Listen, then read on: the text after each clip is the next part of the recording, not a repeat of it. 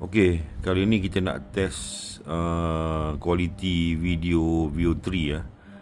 Sebab apa spek dia tak tahu 8 bit ke 10 bit ke, kita tak sure Veo 3 ni. Saja kita try je, nak try playback dekat TV. Aku ada TV sekarang ni, TV 60 inci kat sini.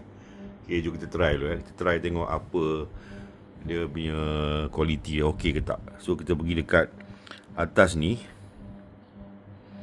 Okay, watch Flow TV ni kan. Kita tengok, kita pusingkan kita punya handphone. Okay, kita besarkan dia. Tengok, not bad juga bang. Not bad quality dia. Dia ada audio tak? Main audio. Di video dia okey bang. Oh, cantik bang. Cantik lah. Memang boleh tahan lah babe. Memang boleh tahan lah. Yang ni kalau tengok. Yang ni kalau untuk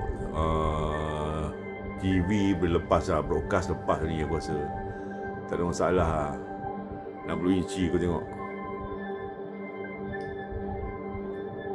Cantik.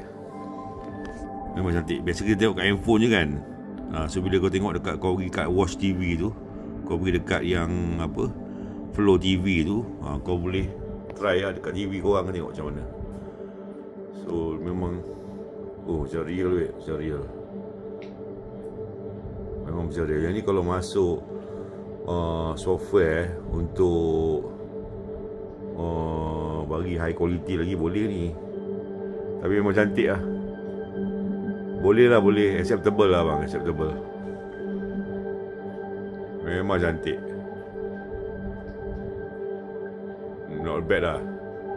Alright, tu daripada Flow TV untuk test lah kualiti yang kita buat tu. Tengok ni lah. Oh, nampak tak? Detail lah, memang detail. Tapi boleh lah. Bagi aku acceptable lah. Aku rasa ni kalau kau ambil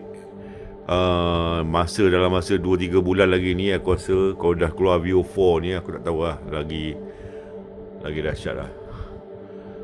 Alright bang. Okay, jumpa lagi.